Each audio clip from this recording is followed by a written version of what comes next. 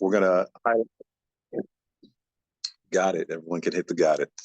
So today we're gonna talk all about success stories in the small business arena, folks in the tech arena, in the field of geography, academically, professionally, students, professionals, all sorts of folks we'll be celebrating.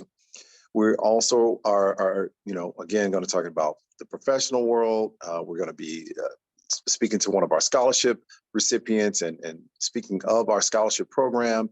And then before we finish today, we want to share a lot of our initiatives and events that are coming up very soon and over the coming months, so that you can be aware, you can share this information with others, and that you could participate, hopefully, and be inspired in doing your part. And you can let us know about some of the great things that you're doing, and we'd love to put this out here to the community. So moving forward, first I want to share a little bit more about EDGE. Again, my name is Andre Searles, for those who are just joining us. My background and my story is really simple. I'm a kid from the south side of Chicago, and I was able to do some things that most of my peers were not able to. I was able to get a full academic scholarship for the #1 program in civil engineering in the world, University of Illinois. And it was a diversity scholarship, especially made for kids in Illinois who, otherwise might not have chosen that university, otherwise might not have had the chance to go there. And I'm currently right now at the Moody Church in Chicago, because I'm a board member of an organization called By the Hand Club for Kids. And it's all about helping inner city kids get exposed to things, including just nurturing, and including encouragement, including assistance with academics. And we know that if we give folks a chance and a hand up and expose them to different things that they wouldn't have otherwise, some amazing things can happen. I'm definitely a success story of my own in that regard. And so I look to pay it forward, not only here with By the Hand Club where I am, but with a nonprofit that I started called EDGE, which is Ethnically Diverse Geospatial Engagement. It's all about exposing this great industry, one of the few areas that has consistently grown year after year, relatively recession-proof, an industry where there are more jobs than we can find people to fill the positions, an industry where it continues to expand to other areas of tech and to other industries. So we all use mapping technologies on some level, and geospatial goes not only to the geographic information systems world, to surveying, and to so many different areas that I believe people of color, if they were exposed to these career fields, if they were exposed on a business standpoint, would really find a lot of benefit and add a lot of value to our rich industry. So that's what EDGE is all about. It's all about building a network to connect the resources to the folks who need it, and to just get us all working together more seamlessly, and then to also educate and elevate our awareness of all things diversity, equity, and inclusion. So let's dive right into our main program. And we have a power pack group here of success stories. This was very difficult to decide because there's so many wonderful people in this industry, but every one of these people you'll hear from today, and then those we'll speak of, are very inspirational. And so I don't want to talk too long. I want to get right to the heart of it, and congratulate our various success stories and award winners. So first, we're going to start on the academic side, because most of us who got into this field, we had a professor, we had someone who introduced us. For me, I had a professor in civil engineering that helped me to get my first internship. That internship ended up being one that was geospatial in nature. I was doing field data collection and doing GIS mapping using AutoCAD and an old DB3 database. So long before I even knew what GIS was, I was a geospatial person because there was a great academic professional. So that's always something that's near and dear to my heart. And this gentleman, Joseph Wood, we want to congratulate him. He is a stalwart in this industry. He has developed courses that have just inspired so many different students. He's also created a conference that happens in the DMV every year that's all about racial equity, social justice. And what I love most about Joseph is he's so gracious with his time. I had a chance to meet him at the AAG conference just a few weeks ago, and he's retired. But even as a retiree, he goes out of his way to see that we have more diversity, equity, inclusion in the area of geography, to see that there's more exposure at earlier ages, to see that we're using these tools to solve some of the social justice and racial equity and other sort of equity disparities that we have out here. And so we want to congratulate him and celebrate him. I don't think he was able to make it with us today. He will be giving us some words that we will share in our awards event next week. But congratulations, Joseph Wood, to the first annual EDGE Academic Award. Next up, this is someone that and let's check here. Clinton, are you online with us right now? Clinton Johnson, checking to see if you were able to get on with us on this EDGE-inar. All right, if not, maybe he'll join in later on and we'll give him a chance to share. But, you know, we know that this field is all about not just the academic world, it's those of us who are practitioners, those of us who are in the industry. And one of the biggest software companies, in fact, the biggest software company in this arena, particularly if you're talking about geographic information systems, is Esri. And this individual is a rock star within Esri, and he's become synonymous with Esri's push towards social justice and equity tools. And really, he's a pioneer. He was able to see the benefit and the power of GIS in solving these things. And Clinton Johnson has just, from that point, just elevated our entire industry with his innovation, with his creativity. He's always been a problem solver. But I remember talking to him a few years ago, and we had a candid conversation, and he was saying to me, you know, there are all these problems, there's all these challenges, and, you know, I'm just a guy, you know, I have so much going on with work, but I feel like if I don't do it, you know, it's not going to be done. So to see the things that he's been able to build with his nonprofit, the North Star of GIS, has just been so inspiring. They've touched so many people. They've given out scholarships. They have all sorts of events, all sorts of programs, and he's been able to link with a lot of different organizations. And he's just really been a stalwart in this industry on so many levels. And we owe so much to Clinton already with the advances in where we are with not only social justice, but with diversity, equity, inclusion within his own organization, Esri, and within the entire geospatial community. So let's congratulate Clinton Johnson. And Clinton, I want to try one more time to see if you were able to make it. I think you said you would be able to, but not sure if you had any conflicts. If you're here, Clinton, jump on in. Okay. All right. We'll maybe come back and see if Clinton can join us and share a few words down the line because he's so inspirational. So let's move on right now to the education side of things. And one thing that I realize is that in order to get the best talent out here, to really promote the opportunities, it starts at a grassroots level. And the promotion that we do at EDGE is often, you know, we look at how can we make people more aware of GIS and jobs and things of that nature. But also the other part of this is just inspiring students to just be excellent, inspiring students to be their best, encouraging students who come from diverse backgrounds, who don't always have some of the same platforms and foundations that other students have.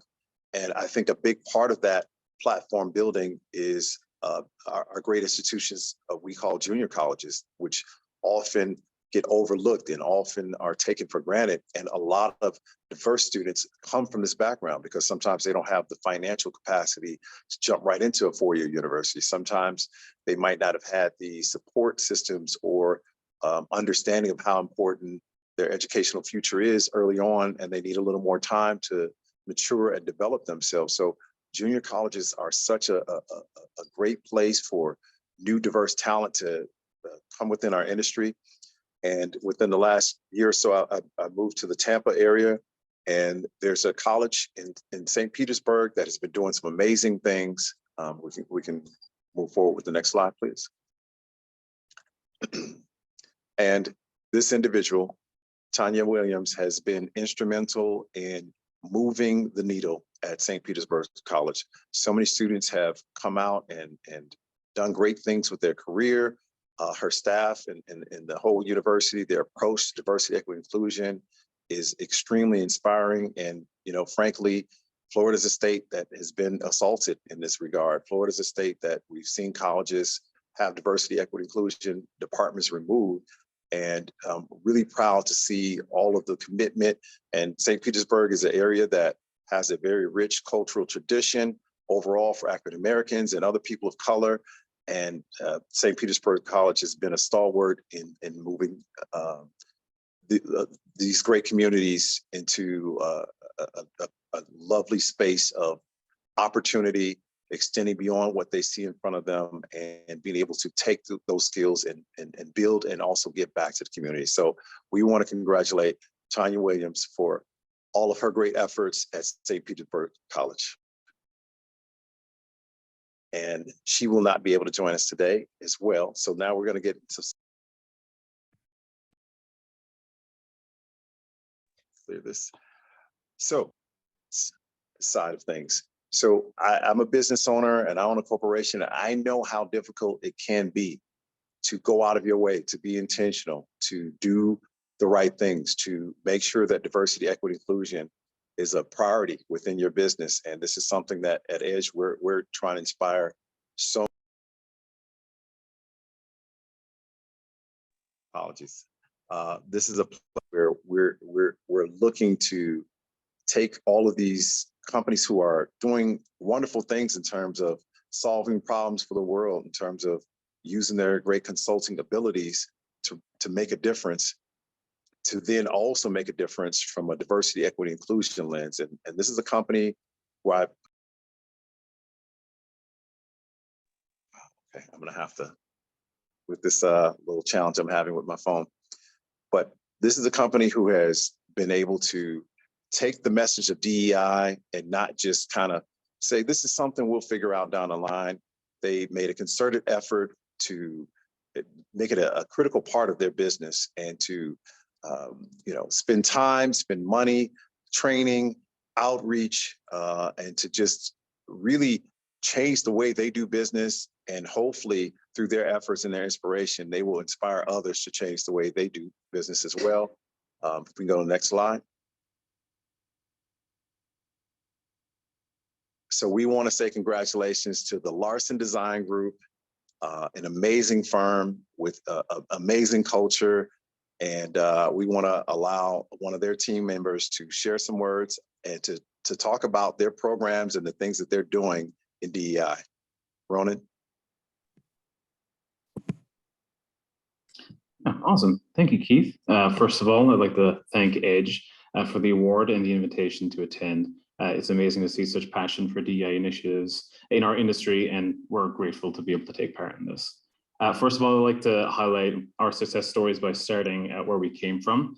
So in 2016, diversity and DEI, it was more of a checkbox we needed to check, and not much more substance was put or thought was put to it beyond that. But where I find our success in that is where we've been able to grow to from there. To this day, we have expanded our DEI work to make it something that is truly meaningful and valuable to the company and our employees, far beyond just the checkbox that needed to be checked. We have diversity and diversity champions at every level of our company, from the external board members, our executive leadership team and down, who are as invested in DEI as we all are here today. And that makes a big difference in fostering the vast and varied culture that we have today at LDG. Today we host speakers, we make DEI-related posts on our intranet, we have employee spotlights and testimonials. We get to focus on women and mothers and paternity leave issues. We can focus on DEI-related news events that affect our local offices, such as what's happening in Florida. Things that we would not have been able to do in the early days of our DEI initiatives. And as the current president of the DEI&B committee, I may be partial to how amazing our committee is, but I'd like to highlight us nonetheless. As committee members, we get to see diversity in action, and we get to make meaningful changes or bring new ideas to the company, as well as hear from the employees themselves and how they feel about DEI and our work. We host quarterly discussions called the Larson Link, which are open to anyone in the company. The discussions themselves are always very intriguing and bring a variety of perspectives together in an open space that is free of judgment. The thing that I personally love to hear in those meetings is the perspectives of the new hires that we get, who often speak up about how amazed how involved the committee is in the DEI world. As often in the places they've worked at before, they either did not even have such committees or DEI initiatives. And often it was just a checkbox like I spoke of before. Lastly, I'd like to highlight the fact that LDG also gives our employees stewardship hours. Every employee is budgeted for 8 hours to be used for stewardship in the community, and getting to get out into our communities at all our office locations allows our employees to get out there and help people and spend time with people in their communities, which has endless values to DEI and DEI work.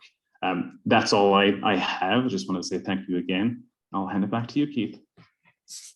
Thank you so much. And before I let you go, great job, and really proud of the company, and really appreciate you all wanting to partner with EDGE and do more. Yes. I wanted to just ask, what do you think has been some of the biggest benefit and some of the most tangible ways that fruit of all of your all's efforts and intentionality has transformed things into?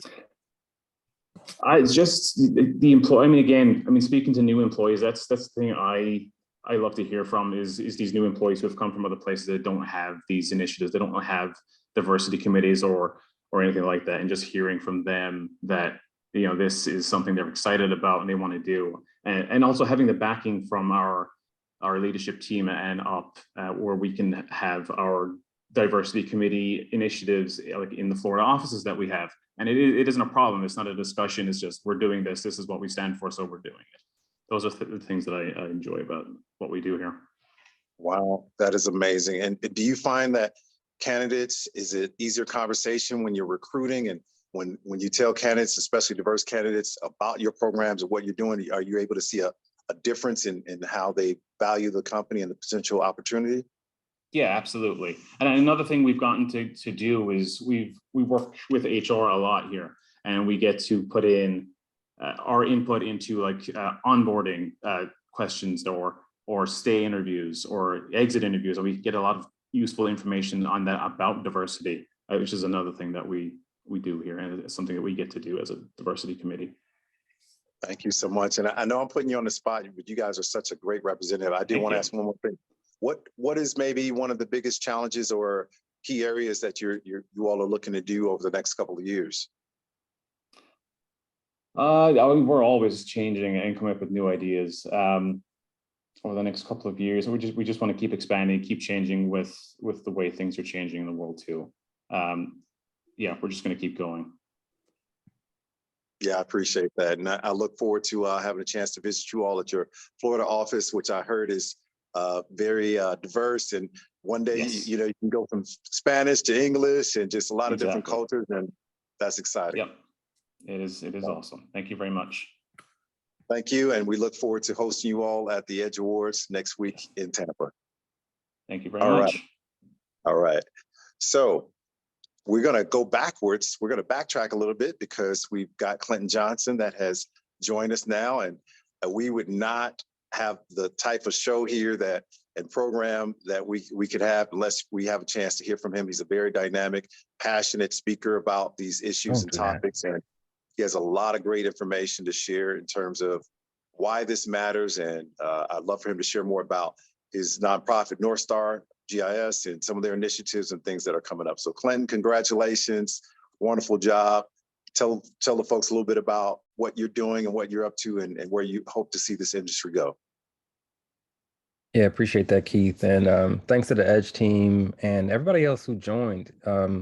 Like others have said today and at other times, it's always great to see this level of support and energy from within the GIS and geography communities for this much needed work. I'm Clinton Johnson. I use he, him pronouns. I am an employee resource group leader at ESRI, and we call that ERG North Star at ESRI. And I'm also one of the co-founders of a nonprofit called the North Star of GIS. I work full-time as ESRI's racial equity and social justice lead, and all of that work, whether it's the work that I lead at ESRI as an employee and as a volunteer community leader, or the work that I do through the nonprofit, all sort of started around the same intersection of challenges and energy and And I'll talk a little bit about what that was. So in 2016, I left local government IT that I spent, like something like 15 years in at the city of Philadelphia. And I came to corporate IT at Esri, the company that many of us who are in the GIS community can't wait to work for. And I thought I'd had this understanding of what lack of Black representation in IT and in GIS looked like from my experience at the city of Philadelphia, where while Philly is like, 36, 35, 40% Black, when you got into GIS spaces, the percentage was very different. When you got into leadership conversations, the percentage was very different. And when leaders leveraged GIS professionals for their expertise in helping to solve policy issues, again, those numbers shrank sometimes down to zero. And then I got to Esri and I saw what it was really like. I was 100% of the Black staff in the Philly regional office, and it was hard. We were also in a period, not too much unlike today, where very often we were seeing images, video of Black people being harmed and killed by the general public or by law enforcement. And all of these issues would connect at work in the sense that sometimes I come to work and no one seemed to know that a tragedy had happened that impacted America, more specifically the Black community in America. Or I'd be in conversations with customers and customers would ask for help with issues related to equity, and GIS professionals would be uncomfortable talking about those issues, whether they were working at Esri or GIS professionals working in the customer organizations. And then when I attended the UC for the first time as an employee, I ran into a couple of people who are I see are on here today. Dr. Linda Lubert from Oregon, Dr. David Paget, and they were doing something different. They were different from what I had seen before. They were organizing and they were building community, and I had learned that they'd been doing it for nearly 2 decades.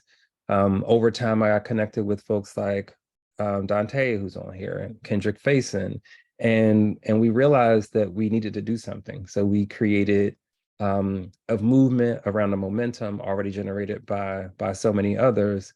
And in some ways, that movement has become the various aspects of North Star.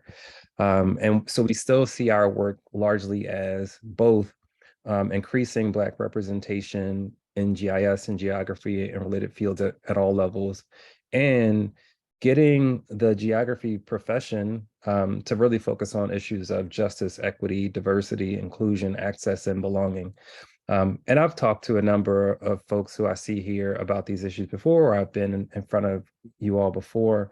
And it's exciting and important to see more organizations like EDGE spring up, more organizations starting to focus in on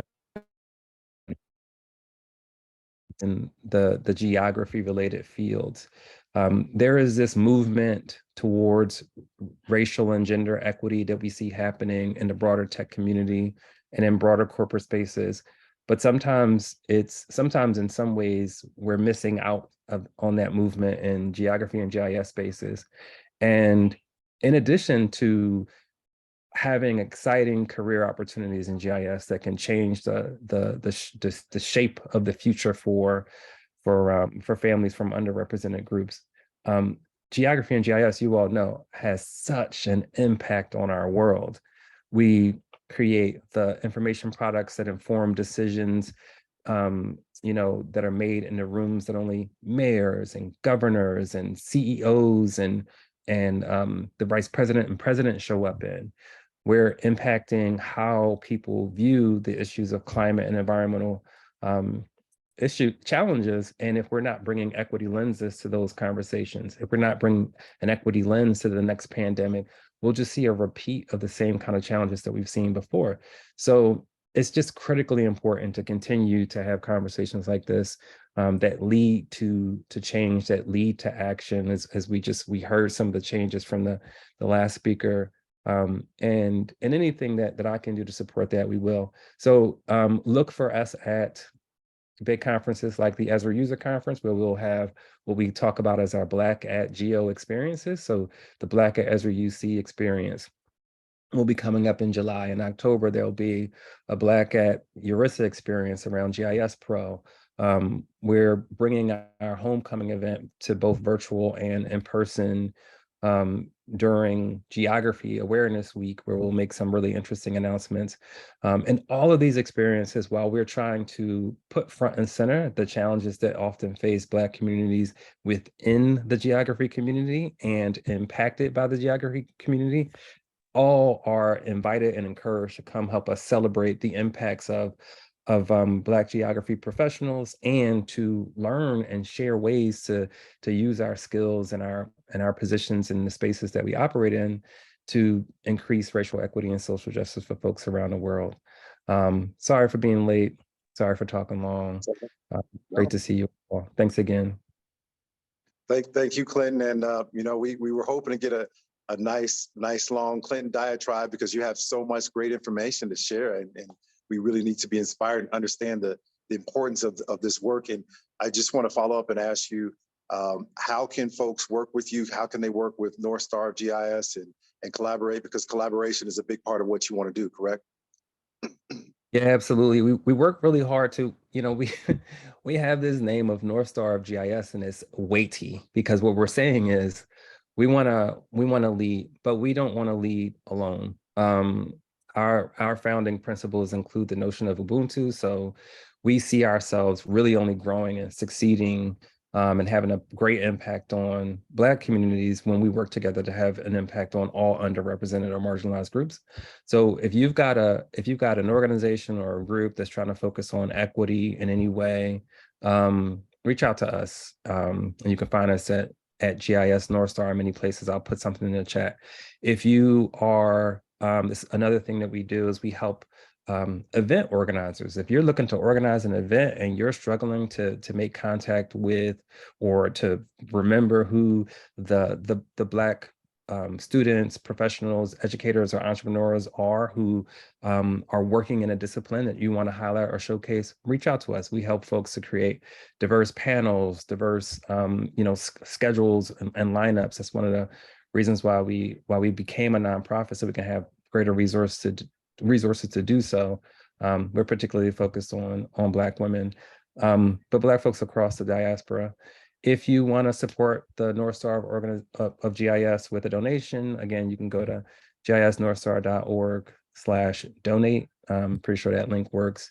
And definitely show up at our homecoming event during Geography Awareness Week. You'll find info on our site, and meet up with us at the experiences that we bring to geography communities. And if you're hosting a geography event and you want our help bringing a similar experience to your event, reach out. Yeah, last question, Clinton. A lot of good information. What words of inspiration would you have for a young person who's considering this field, who maybe is just learning about it and is, on that fence of, is this something that they should do as their primary kind of area of focus, or even as just something that's an extension and tool set to add to whatever they're pursuing as their primary passion? Really great question. I got connected into this work as a technology professional working for local government in the streets department at the city of Philadelphia. So what was important to me was delivering a high quality public service around the right of way. And GIS was just one more tool to help do that. And as soon as I got into GIS, it just dramatically accelerated my career, opened up so many doors. So I would say, even if you just wanted to add GIS to something you were doing, it's going to enhance it and help you go further. If you decide that GIS is something that you want to do front and center, or anything geography related, again, it's fun, it's cool, it's impactful. And I talked about all the weight of how it impacts the world, but there's also some really just cool and exciting ways that it impacts the world. When we think about some of the greatest innovations of the past decade, the things that we now take for granted, like Uber, Lyft, Amazon 2-day free shipping. These things are only possible because of geospatial data and technology, and there's so much more coming. So it's a really fun space to be in. It's lucrative and it's impactful. So I can't imagine any other career field that would have as much impact and overlap with so much that you experience day to day, and so much that is so important to the world. I love it. Thank you so much, Clinton. Congratulations. Well-deserved honor, and EDGE looks forward to working very closely with you and North Star and moving the needle, bro. Thank you. All right. Appreciate you all. Take care. All right. Okay, so moving on, and it's a good segue because this next awardee is someone who I had a chance to meet early on. I think he was a freshman in college, and you know, sometimes I talk to students all the time.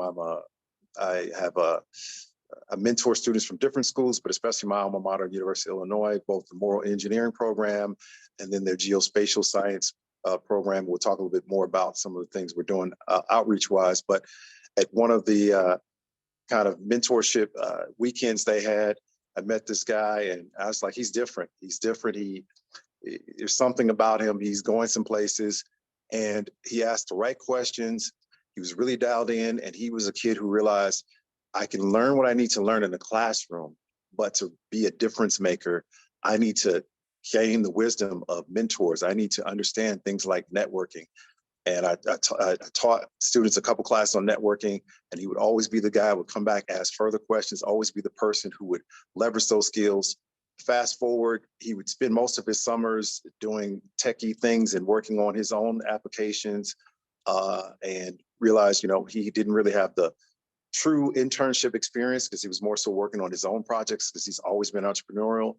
Brought him on to Urban GIS as an intern, exposed him to GIS and geospatial, but more importantly, helped him to learn a lot of project management skills. We gave him the chance to be out in front of organizations like Operation Push, be out in front of you know, major politicians and solving big problems when it came to census data and being counted as people of color, as well as other cool projects. And he was able to take that opportunity and pivot that into a full internship with Microsoft, and then later on a full-time position with Microsoft, where he's a successful project manager now and a budding entrepreneur that is doing some awesome things that has caught the attention of Apple and others. So I don't want to take any more of his thunder there. I'm going to let him share it, but congratulations to David Alston for the Entrepreneurial EDGE Award. I'm a little disappointed. I wanted you to keep going. I wanted you to keep going. I kind of like hearing you compliment me, Keith. Can everybody see me? I can't see myself right now. I can see myself now. Okay. Well, first and foremost, I hope everyone's having a good morning or afternoon wherever you are. I want to thank, you know, all the great people at EDGE, Urban GIS, and obviously Keith for this. This is awesome, you know, a great honor. And yeah, I'm gonna just talk a little bit about myself. You know, I say I'm the product of two things: hard work and people going beyond what they need to in order to help somebody out. In terms of the hard work, I've always been somebody who gives something that, you know, gives something their all. Ever since, you know, I was a really small kid. I mean, I'm still a little young, but I loved building things. I loved learning the process in terms of how things are made. And I always wanted to just take the initiative to, you know, see somebody's approach and see whether or not if I took my own stab at it, maybe I can do it better, or at least maybe I can make it different enough that maybe other people understand it. I released my first app when I was 15 in high school. I taught myself how to program, you know, and getting it 8,000 downloads. I was kind of hooked in terms of that whole process of just understanding how to think of an idea, design things around it, design not just in terms of what it looks like, but how it works and how it interacts with humans. And then seeing people actually use it and building that, you know, wonderful thing, you know, that is iteration in terms of understanding how you can, you know, build a better product through a relationship with the people who are using it. And that's something that I continued doing well into college. And as Keith said, I was a freshman at a weekend retreat, and this guy came in with a speaker, and he told everybody, it was at the end of the day, and he said, "All right, I want everybody to stand up," and I think he played a Prince song and then told everybody to dance for 5 minutes. So yeah, I was definitely intrigued, but that wasn't just because I was, a bright young learner. It's because if a guy comes in with a speaker and has everybody dance to Prince, definitely, we're like, oh, we're in for something different. We're in for something fun this time. We're, not necessarily putting down any of the other speakers, but only one started with a party. But and then after that whole dance stuff was, really just awesome speech that helped us kind of see a leader in this field, obviously, but also just someone who looked like us, someone who had gone to the same university and created something greater than themselves. And I'm going to actually tie that from hard work to people going, beyond themselves to help out, because Keith's a perfect example of that. I approached Keith right after that retreat, and I just said I would love to, speak with you and learn more. He gave me his email, and it started a wonderful relationship in which, I was able to really bounce a lot of questions off of him, ideas off of him. One thing that I'll always appreciate is that, there was a campus accelerator for startups, and, one thing led to another, and my application was not treated in the same way that other applications were. I'm going to just leave it at that for this. And Keith was one of the, first people who I talked to about how to handle it and how to respond to that, and how to, turn, a situation that's negative into something that can actually turn you into a greater person than what you would have been otherwise. And those are things that, I have never forgotten. And those are lessons that I've been able to take and use to become, better just as an entrepreneur, but also as a person. And so without all of that, a lot of the accomplishments that I have, today wouldn't necessarily be the same. And so those are things that I'm always grateful for. And I just kind of want to also just make sure that I see, there's a good amount of people on this call. People like me only exist because, people like Keith reach out to people, when they don't have a guaranteed return in terms of, I don't see any, direct value in terms of giving you my time when I could have given it to a business or to other people. But they still chose to. And then, I am the result of people who do that kind of stuff. And so I would definitely implore everybody on this call, even if you are helping out, to make sure that you're, responding to those emails from those people who are, 18-year-old entrepreneurs who might not necessarily have a great idea just yet, or might not necessarily have the future planned out, because a lot of the time they all have the hard work part. They just need that person to reach out beyond themselves, and who knows what they could do. And so, yeah, with that, I think that was a little short, but I think I hit all the points. But thanks again to everybody. And yeah, fantastic. David, real quick before we let you go, can you briefly tell people about your application Kickstroid, or any other projects that you're doing, how you got connected with Apple, and how your networking has gotten you to a place where you've met some heavy hitters in the business world? For sure. One of the apps that I started was Kickstroid. It was pretty much a social network for sneakerheads. And it's something that I started in 2020 alone, just, programming everything and designing everything and trying to kind of work in terms of making sure that I had the right networks. And then, for the next year, I worked very hard promoting it, iterating, as I kind of said before. And then I got the attention of Apple for their entrepreneurship camp cohort, pretty much, in terms of Apple had done a lot of work for the racial equity initiative. I think it's what their program's called. So they had an entrepreneur camp for 15 apps from around the world. And Kickstarter was one of those 15. And they were able to kind of help us out a lot, work with us. And that led to a lot of fantastic opportunities in terms of, a USA Today article, television interviews, that kind of stuff. And that actually, even then, that's once again an example of just a group of people in that instance going beyond what they needed to in order to help somebody out. And in terms of, what was the second part of that question? Networking? Yes, because you're a master networker. You have surpassed the teacher. I look up to you now. I would definitely say that. So is the question, how did I kind of accumulate that, or how do I use that in order to kind of get to where I am right now? Yeah, more of the latter, but whatever you want to share, because I think you've been able to see how powerful it is and how it's not actually that hard, right? It is the key differentiator in most instances in terms of who actually gets opportunity, who doesn't. And so it's something where, every single kind of decision that I want to make in terms of major, in terms of ideas, in terms of the direction I want to go into, a pivot,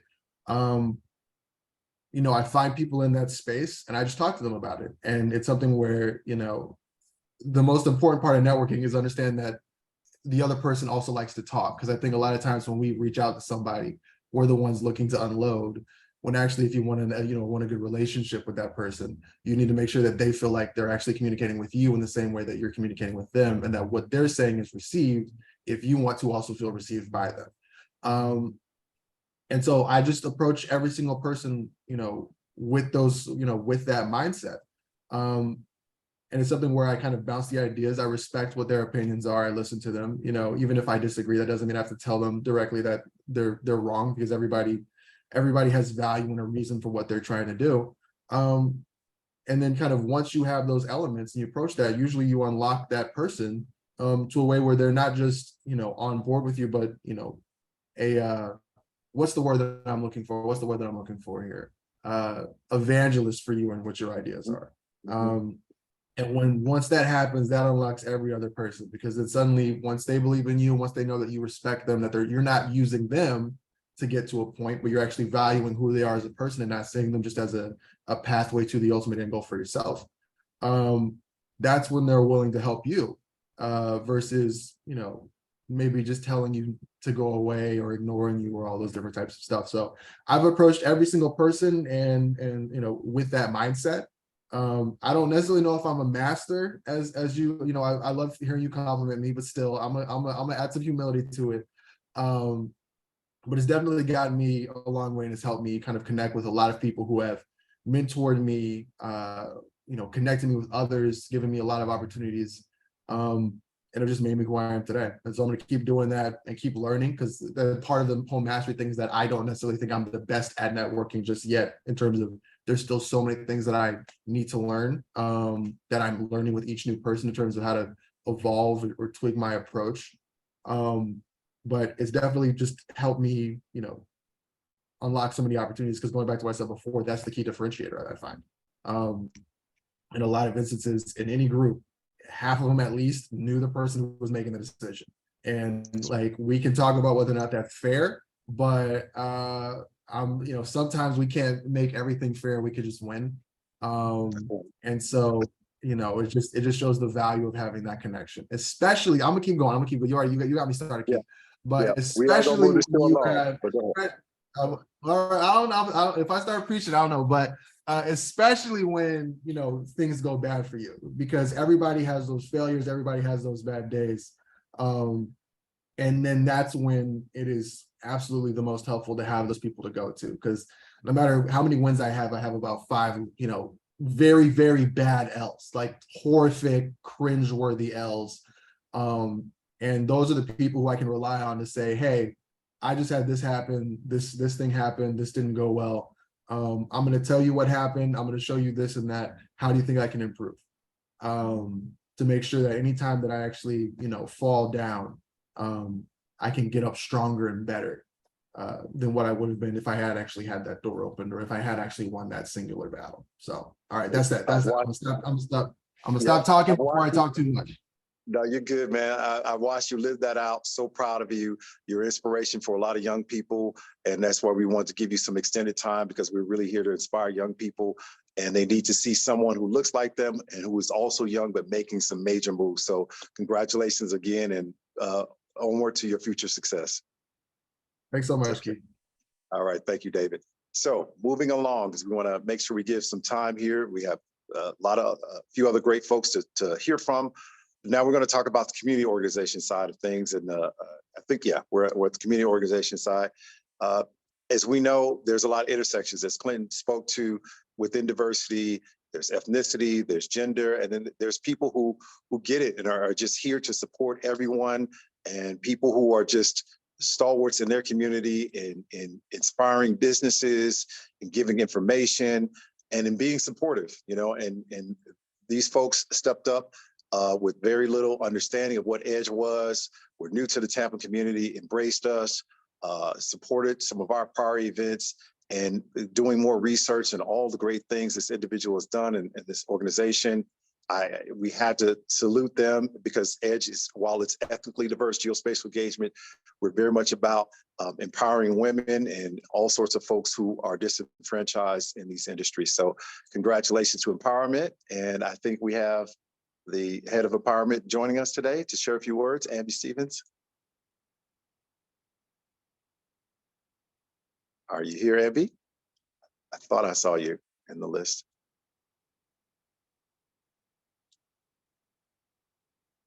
Okay, if not, maybe we'll catch her if maybe she's muted or stepped away. But congratulations to Amby Stevens and Empowerment and all the great work they do in Florida and beyond. So moving on to the professional organizations, because these are all folks that are part of the EDGE, a part of our whole environment, from professional organizations, community organizations, institutions, individual professionals, entrepreneurs. These are all pieces.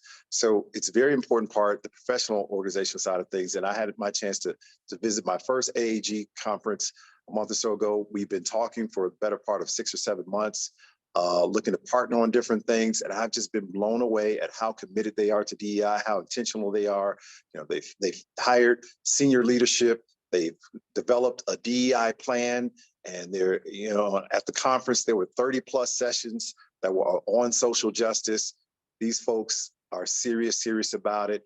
And so I'm going to turn it over to 2 doctors who can share more about AAG and the cool things that they're doing in their JEDI program and beyond. Congratulations. Thank you. Thank you so much, Keith. AAG is really honored to be given this award this year. So thank you. Thank you. I'll just talk a little bit about our current initiatives. So AAG as an organization, we have a history of programs designed to elevate issues of diversity, equity, and inclusion. As geographers, we definitely recognize the importance of DEI efforts within our discipline in particular, just given the historical lack of representation and everything else that is kind of tied in with the history of geography as a discipline. So some of the programs that we've recently developed include the Aligned Project. We have a group of diversity ambassadors. We have our own project that's titled EDGE that we were working on as well.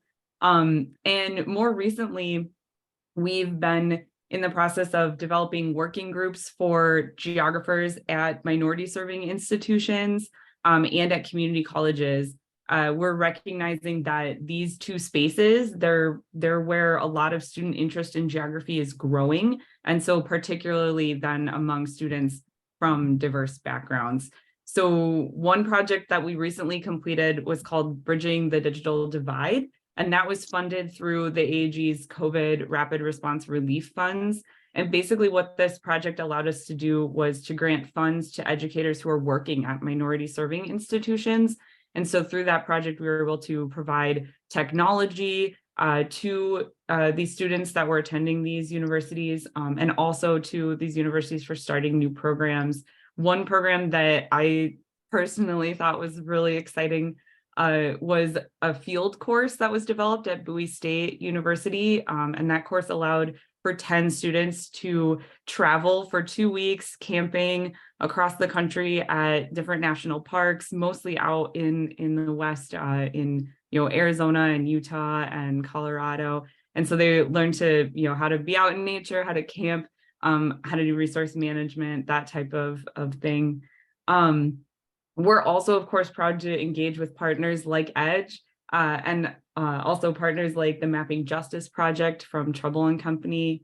And so really, it's like all of these efforts that have kind of culminated in the AAG developing, like you mentioned, this organization-wide Justice, Equity, Diversity, and Inclusion Plan. We call it our JEDI strategic plan. And so I really want to pass this over to Dr. Risha Berry to talk more about that JEDI plan.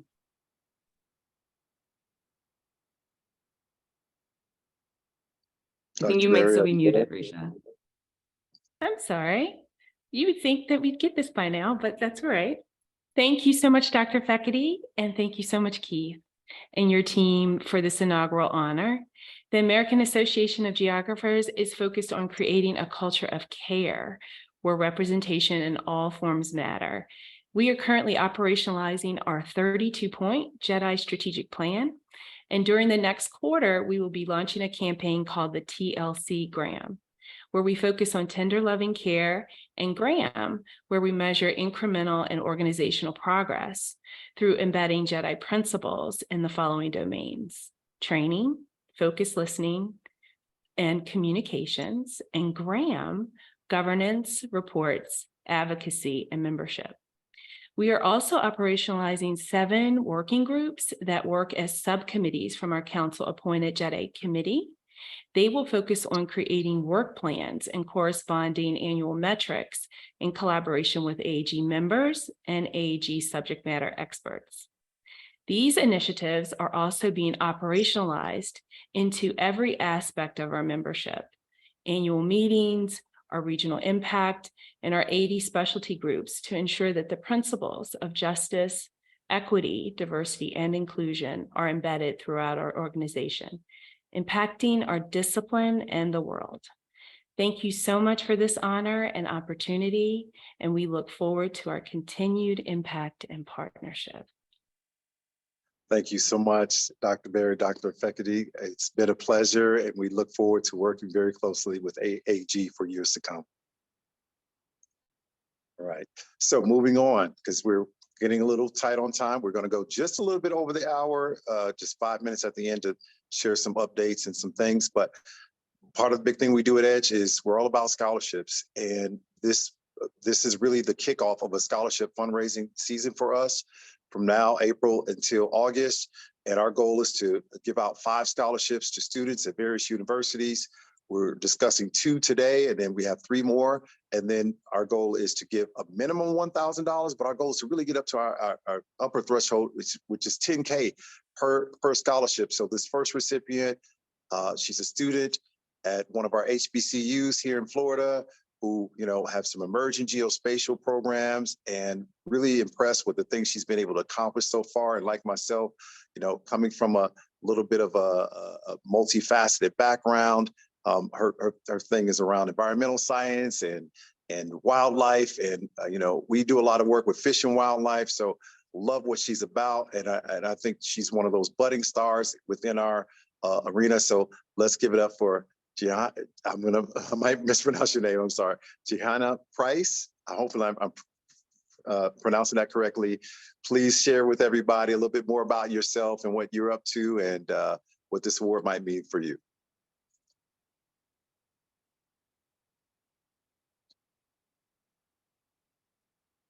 I think maybe you're muted.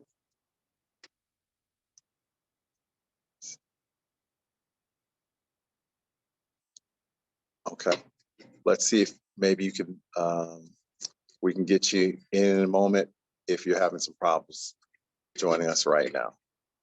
All right, so let's do the next one, and then we'll maybe give her a chance to come back. Also, another student who is not on this call, who is actually, interestingly enough, she's a high school student, so she's finishing her junior year in high school, while she's also finishing her freshman year in college at the same time. Really impressive student, had a chance to spend some time with her, extremely dedicated to the community, just a hard worker, not only in school, but also works. And is just a beautiful individual who can do anything she wants to do, and is very interested in STEM in different areas, and is still figuring out exactly where she wants to go into. She will be continuing her education in the high school at St. Petersburg, while also finishing her sophomore year as she's going to be a senior. So real impressive. And whatever 4-year university gets her is going to get a rock star. So we also want to congratulate Sophia Harris Nguyen, who's partially African-American, partially Vietnamese, and really has some unique cultural stories in terms of that background and experience. And so we have some wonderful students that we're celebrating, and you'll be hearing about more and more events around our fundraising for scholarships. So real quickly, I want to finish off with a few updates on what we're doing at EDGE as everyone's learning more about EDGE, some activities we have. So we also have some scholarships that we've been giving out even prior to EDGE existing through UrbanGIS, because EDGE is really just like a foundation for my company, UrbanGIS. So there's a Kiana Cleveland Scholarship and the Yvette Hernandez Scholarship. These are two individuals that meant a lot to me personally. Kiana was a co-business owner with me with my predecessor company called Urban Infrastructure before I started UrbanGIS, and civil engineer from the University of Illinois like myself. Super business oriented person, just super well-rounded. She was in major films. She did modeling, just a very dynamic person, but unfortunately she died of cancer in her late 30s. And so I honor her legacy and give out scholarships to women of color at the University of Illinois in the Moral Engineering program. And then Yvette Hernandez was the first GIS manager at UrbanGIS. The quickest GIS study I've ever seen. She had an electrical background, but joined us to do a lot of electric based GIS type of work, and just was a stalwart within our staff and a glue person. And she too, just 2 years later, also passed away from cancer at the age of 34. So we honor her legacy, and then we give out scholarships to women at the University of Illinois in the geospatial department. So if you want to donate to any of those, you can go to our website and do that. And that's outside of kind of these new 5 scholarships that we're starting. Also, as Clinton mentioned earlier, going to be a lot of activity at the user conference. We're still formulating what all that is. Hoping to work with North Star and a bunch of other organizations and with Esri directly to do some networking, to just do some building on the business development side of things in terms of supplier diversity, and just socializing what we're trying to be about as an organization. So stay tuned for that, and then let us know if you're wanting to partner on some of these various events and sponsor some of these events. Next up from there, next week we have the next portion of our event, which I'll talk about in a moment, but let me just stay on track here with the August events. Partnering, I believe, with North Star would be a part of this, as well as Esri, what we're going to be calling the GIS Summit at Howard University. So looking to get the mecca of HBCUs more engaged with geospatial and GIS, and acclimate them to software, acclimate them to career opportunities, expose students. So we're working on a program, and hopefully this is something that we could build annually and then spread across other HBCUs. Also in August, then we'll have part 2, as I was alluding to, of the awards event. So we split it up. So this one is going to be, so we have this kind of virtual part here. The next week, we'll actually have an in-person awards event and networking event in Tampa at Industrious. And then in August, we're gonna have an awards event on a boat. We're gonna celebrate. We're gonna give people who may not have had enough time to travel to, get their business schedules together, and then we're gonna have fun while we celebrate all these wonderful folks in geospatial and just the potential where we can go together. So love your support, love for you to join us. And again, this is all to raise money for scholarships as well and to raise awareness. So we had a lot of great things on deck. We can go to the next slide and kind of close out. Also, I should mention, if you do want to give a scholarship, give towards our scholarships a few different ways, or you do want to sponsor some of the things that we're doing, we have some different packages, so you can check it out on our website. Reach out to us for more information, info@edgegeospatial.com. And we just thank everybody for joining us. We thank you for believing in us. We thank you for just giving us a chance to do our part. We're not here to try to do anything more than be a part of that network, be a part of the bridge. We are geospatial, so we get beyond GIS. We're trying to help kids who might want to just, be folks who work in the field, who may not go to a 4-year institution, but can have great careers. People who might want to go into survey. We want to thank all people from all different ethnicities, all different backgrounds, and we all want to work together to make a difference. So thank you so much for everybody for joining us. Catch us on the next EDGE-inar. And then if you haven't already, sign up for EDGE at edgegeospatial.com, join our LinkedIn network, and just be a part of what we're doing. Thank you, and we'll see you next time.